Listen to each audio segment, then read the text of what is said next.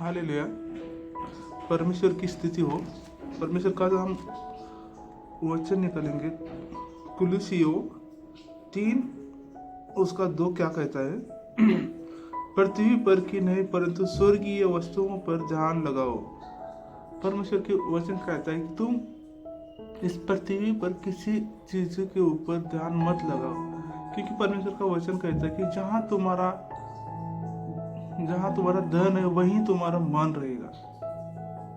परमेश्वर का साफ साफ वचन लगा कि हमें ये पृथ्वी कुछ समय के लिए हमारे पास है, क्योंकि जब हमारा मृत्यु हो जाएगा तो हम इस पृथ्वी छोड़ के हम फिर से वहीं जाएंगे, जहां से हम आए थे फिर वहीं जाएंगे। उसके लिए हमें क्या करना चाहिए?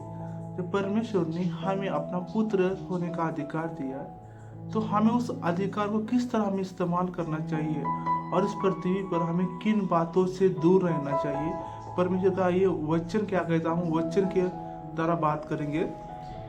उसी में कुलुसियों 3:5 में हम देखेंगे, इसलिए अपने उन अंगों को मार डालो जो पृथ्वी पर है, अर्थात अविचार, अशुद्धता, दुष्कामना, बुरी लालसा और लोभ को जो मूर्ति पूजा के बराबर है। देखो, परमेश्वर साफ साफ लिखा है कि हमें किन चीजों से भागना चाहिए? मूर्ति पूजा, अशुद्धता, दुष्कामना, बुरी लालसा।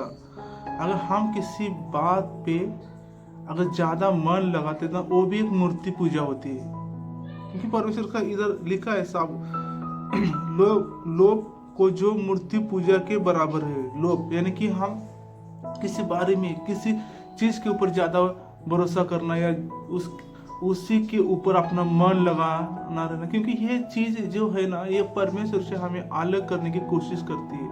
हमें इन चीजों से हमें दूर रहना चाहिए, क्योंकि परमेश्वर ने हमें इस पृथ्वी पर पूर्ण अधिकार दिया है। जिसे पिता ने प्रभु यीशु को अधिकार दिया, वही अधिकार हमारे पास है। हम अधिकार के द्वारा सब कुछ कर सकते हैं, बट हमें वो अधिकार पता नहीं है कि हम उस अधिकार को कैसे इस्तेमाल करें। उस अधिकार के द्वारा हम क्या चीज इस पृथ्वी पर हमारे जीवन में क्या ला सकते हैं और क्या हमारे जीवन में बुरी चीज किस तरह हम निकाल सकते हैं, ये हमारे लिए जानना बहुत ही इम्पोर्टेंट है। कि परमेश्वर का वचन कहता है कि तू मनुष्य के ऊपर भरोसा ना कर, क्योंकि मनुष्य कभी धोखा दे सकता है, कोई पता नहीं। इससे अच्छा है कि तू मुझ पर विश्वास कर, परमेश्वर पर विश्वास कर, वो तुझे कभी नहीं धोखा देगा। सत्य है ये वचन, क्योंकि परमेश्वर ने साफ साफ लिखा है, मनुष्य के ऊपर भरोसा करने से अच्छा है कि तू परमेश्वर पे ऊपर भरोसा कर, वो तुझे कभी धोखा नहीं देगा। ये सत्य वचन, परमेश्वर का हर एक वचन जो बाइबल में लिखा है वो जीवित वचन है। अगर तुम किसी परेशानी में हो तो कोई तुम्हें कुछ हानि पहुंचने की जो कोशिश कर रहा है, उसके लिए प्रार्थना करना हम वचन कहता है कि तू अपने दुश्मन के लिए तू प्रेयर कर, क्योंकि जिस तरह परमेश्वर ने हमारे जीवन बदला है ना, उसी तरह उन लोगों का भी जीवन बदलेगा। हमें हमारे मन में अविचार के विचार नहीं लाना है, क्योंकि इन तमाम विचार जो आते हमारे जो मन में, ये सब विचार परमेश्वर से हमें अलग करने की कोशिश करते हैं। बट हमें आत्मा में रहकर, परमेश्वर की उपस्थिति में रहकर उसके साथ चलना चाहिए। अगर आपको कोई विचार आ रहे तो उसी समय तुम प्रार्थना करो, परमेश्वर जो विचार जो मेरे अंदर जो दिमाग से आ रहे, ये सब विचार मैं तेरे पवित्र लहू में कवर करना बोल, क्योंकि उसी समय तुमको उस विचार को दाटना चाहिए। और लालसा, हम किसी बात पे लालसा करना नहीं चाहिए। लालच बुरी बात है, पहले ही बोलते, क्योंकि हम जब किसी की लालसा करते ना, वो भी एक जरिया कि परमेश्वर से हम दूर जाएंगे। हम इस पृथ्वी पर किसी चीजों के ऊपर अपना मन, अपना ध्यान नहीं लगाना चाहिए।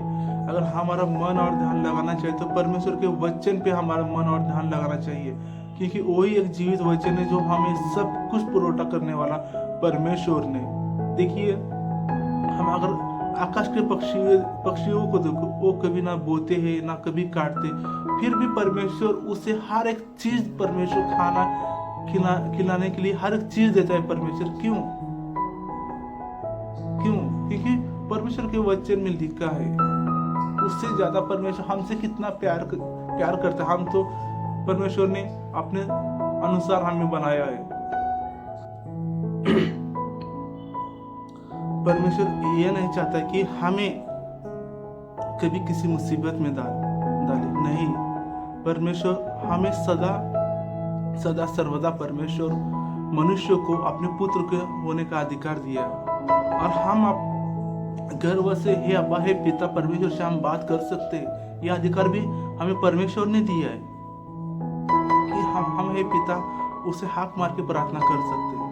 जिस तरह प्रभु यीशु ने हे पिता हे अब्बा कहकर उसे प्रार्थना करता है, वही आत्मा वही सामर्थ हमारे जीवन में। लेकिन हम इन चीजों से घिरे हुए हैं, दुष्ट आत्मा, दुष्कामना, अभिचार, मूर्ति पूजा, लोभ, लालसा, इन चीजों से हमें दूर भागना चाहिए। इसके लिए हमें क्या करना चाहिए? इसके लिए हमें आत्मिक जीवन में बढ़ना होगा।